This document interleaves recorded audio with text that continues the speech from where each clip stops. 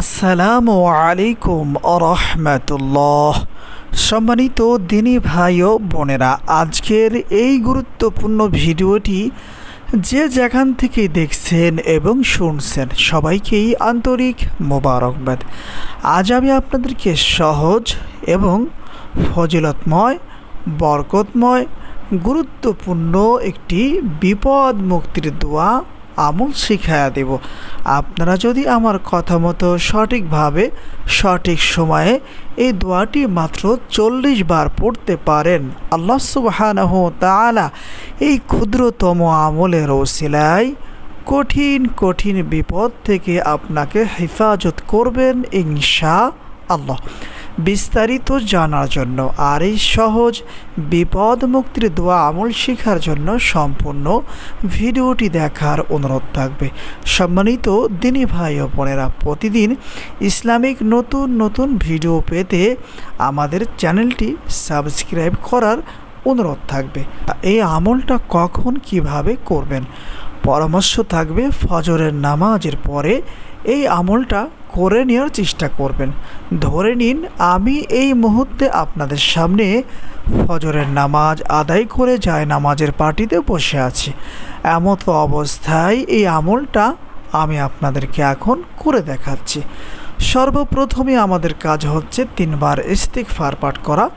যে কোনো ইস্তিগফার পাঠ করলেই হয়ে যাবে, যেমন আস্তাগফিরুল্লাহ, আস্তাগফিরুল্লাহ, আস্তাগফিরুল্লাহ। এরপরে আমাদের কাজ হচ্ছে 3 বার দুরূদ শরীফ পাঠ করা। যে কোনো দুরূদ শরীফ পাঠ করলেই হয়ে যাবে, তবে পরামর্শ থাকবে দুরুদে ইব্রাহিম 3 বার পাঠ করার জন্য।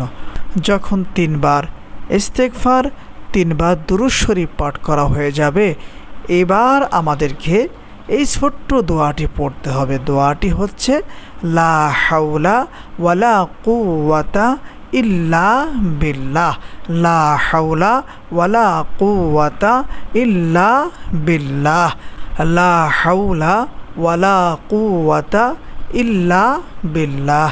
এই ছোট্ট দোয়াটি ফজরের নামাজের পরে একই বৈঠকে বসে মাত্র 40 বার আপনাকে পড়তে হবে। 40 বার পাঠ করা হয়ে গেলে এরপরে একবার দুরুদে ইব্রাহিম অথবা অন্য কোনো দুরূদ শরীফ পড়তে হবে।